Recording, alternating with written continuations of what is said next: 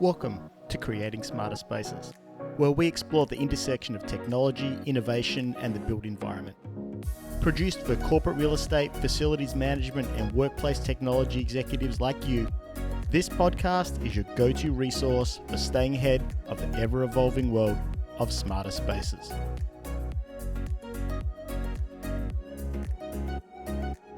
Smart buildings, smart workplaces, digital twins, office of the future.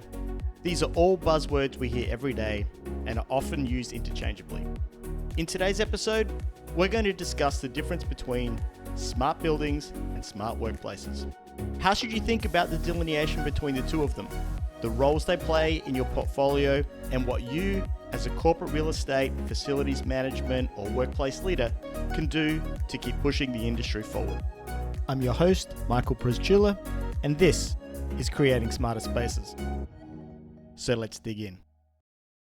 Today, I want to dive into a topic I feel there's a lot of wishy-washy confusion on. A topic where many catchphrases and industry terms get used interchangeably, and one that I think there needs to be some clarity in the market on. That topic is what's the difference between a smart building and a smart workplace. On a weekly basis, I hear these terms used almost interchangeably, and I think we could all do with some level setting on the difference between the two. So that's what we're here to talk about today. Let's start off with my definition of a smart building.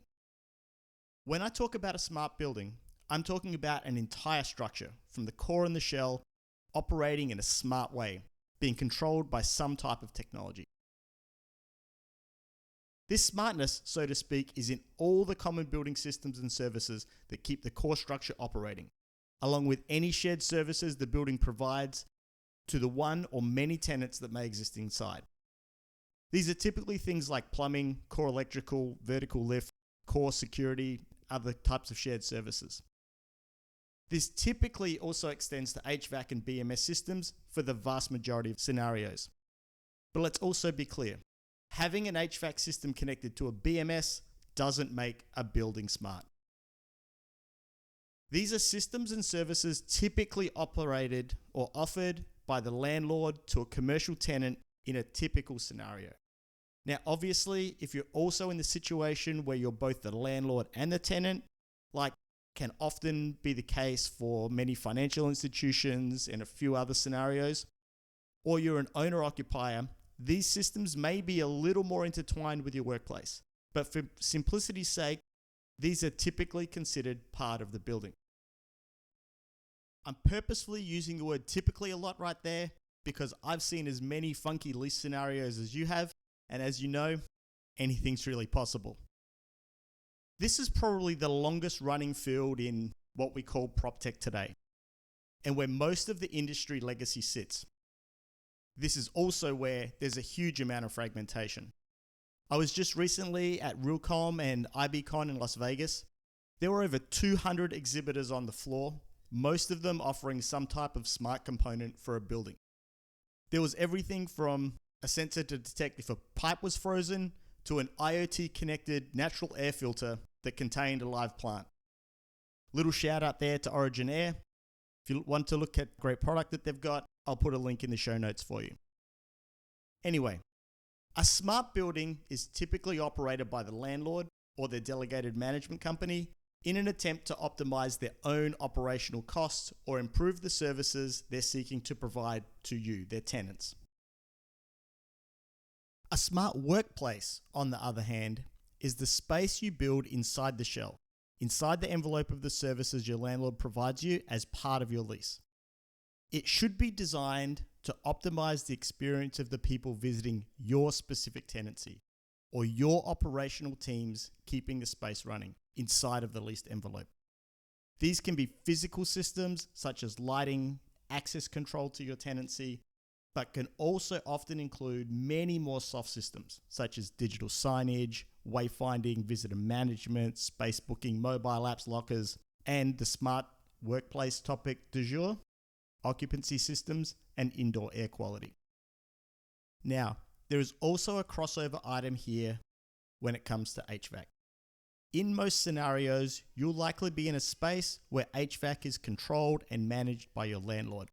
However, There are also some scenarios where you'll either have your own or a hybrid scenario where you'll have a sub-BMS that relies on your landlord system for supply of some HVAC functions.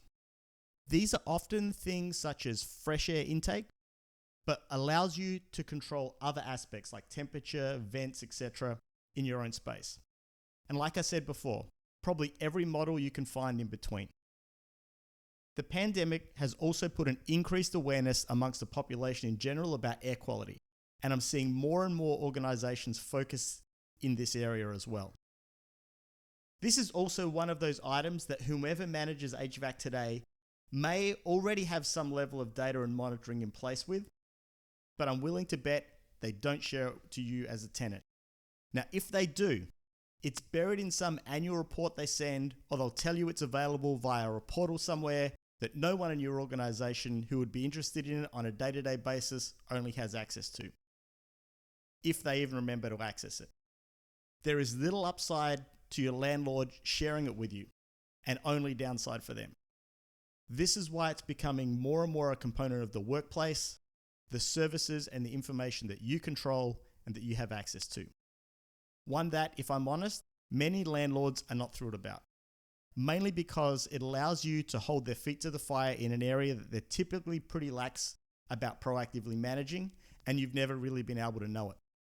But this is a topic for a whole other episode, so I'll just leave it there for today. The smart workplace is the space, the experience, and the service that you can control. This is the space you can drive consistent service, consistent systems, and consistent experiences across your portfolio. Think of it as your space within their space. Smart workplaces add value to you, the CRE, FM, or workplace leader, into very specific areas. The first is operational efficiency. Using technology inside your space to automate manual tasks like checking the coffee machine isn't empty or doing routine maintenance checks for things like leaking pipes in risers. They get you real-time insights into what's happening in the space, things like occupancy at very granular levels, and no, I'm not talking about badge data. I'm not going to go down that rabbit hole today. It's a topic for another full episode, but for those of you that know me, know I have a very point of view on occupancy, some of which I've published already, and I'll put links to these in the show notes. But needless to say, this is another topic for another future episode. Smart workplaces also enable you to manage the space with far more agility. You can move from providing time-based services like cleaning the restrooms every 2 hours to cleaning them whenever 100 people have used them, as an example. You can close down floors or wings of buildings when you know that attendance is going to be low for a certain day or a week. Importantly, these decisions are based on the accurate data that you've been gathering from your own smart workplace. These activities save you real money on operations, utilities, and services. These are hard dollar savings you can achieve if used properly and can easily be used to justify the cost of implementation of a whole smart workplace program within the first year. Now, the second and more intangible benefit is the improvement to employee experiences and efficiency inside your space. Smart workplaces use technology inside the workplace to remove what I refer to as friction points throughout the day of an occupant. They use technology to automate, predict, or assist those that consume the space and do so more efficiently and more effectively. It may be real-time wayfinding services that help your people navigate to the room of the next meeting across a campus. There could be digital signage that allows you to show real-time and upcoming availability of meeting rooms, phone booths, or other spaces that they might like to use, all without needing them to roam the floors looking for one that's open. It could also be a mobile app that enables your people to reserve a desk and access any building across your entire portfolio. The same app also tells them when those that they work with the most virtually are also in the same office as they are. It could also be as simple as a sign outside a meeting room, telling your people whether the room is booked right now or not, or whether someone's abandoned it, and when's the next meeting going to start.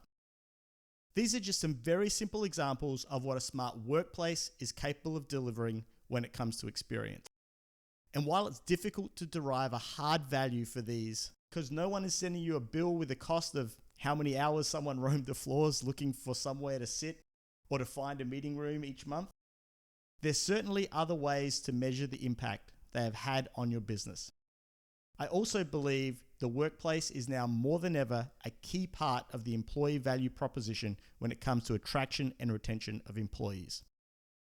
Whether your people are required to go in 5 days a week, or even they choose to come in every few months, 1 or 2 days.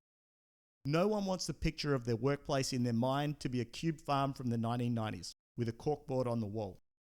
As a CRE, FM, or workplace leader, you own the picture that's built in their minds, the memory of the physical accumulation of your brand, and that is the place that they work.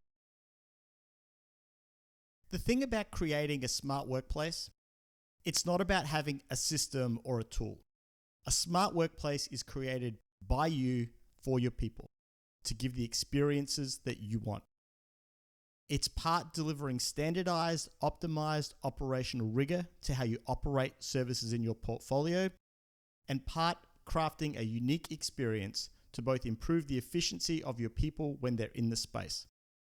As I just mentioned, I also believe it forms part of your brand, your employee value proposition, to help make come to life who you are as a company and what it's like to be part of the team.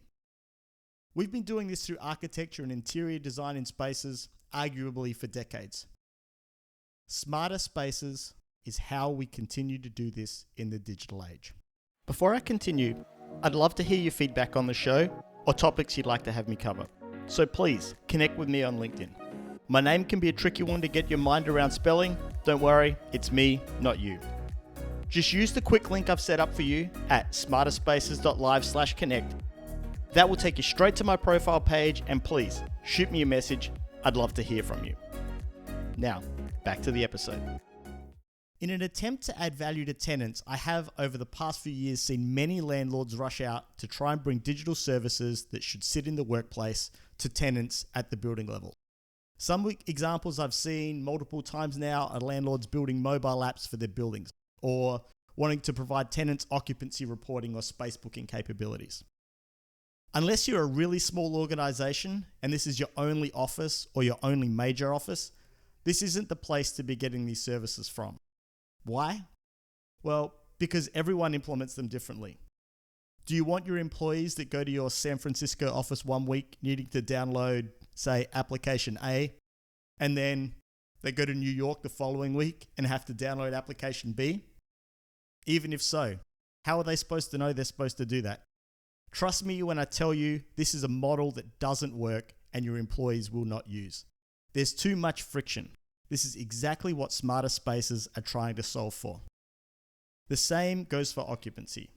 One landlord gives you occupancy based on the number of badge swipes at a turnstile, and the other gives it to you with some sensor they've put into an elevator lobby. They're measuring two different things. And I'll also add to this, do you want your landlord to have full access to your attendance numbers for the past X number of years when it comes time for your lease to be renewed? I'll leave that as a question for you to answer.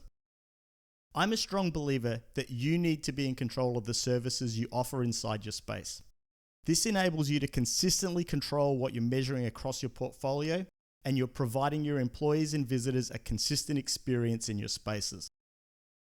Now, there are benefits to building a smart workplace inside a smart building.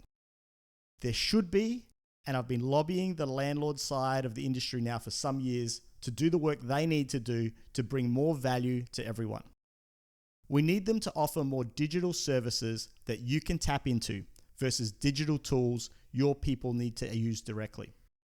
This is what the IT industry calls microservices. They need to enable you to easily interact with the services they are providing in the building via your own platform and tools. These will not only allow you to provide better service in your space to your occupants, but it will also ultimately make their lives as building operators easier as well.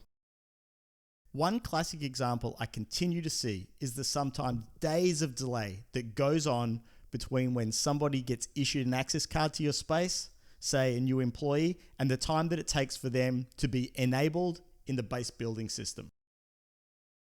This is something that should occur in seconds, not in days. We shouldn't be emailing spreadsheets to building operations for someone to key some kind of access number or access card details into what in many cases is the exact same access control system that you've got deployed in your space, or uploading this file via text into some unsecured FTP site. It's 2023, people. This isn't 1983. There should be no human intervention or time-based delays required to make this happen, period. The same goes for elevators. Who's sick of pressing the elevator call button at lunchtime or at the end of the day, only for the elevator doors to open and only see a car full of people? If you were in the office, I bet this happened to you last week. This is a common scenario that is so simple to solve. Would expedite people flow in a building, it would improve occupant experience, and would even reduce operational costs for the building owner. And yet, it still happens hundreds of times a day in even the newest, supposedly smartest buildings in the world.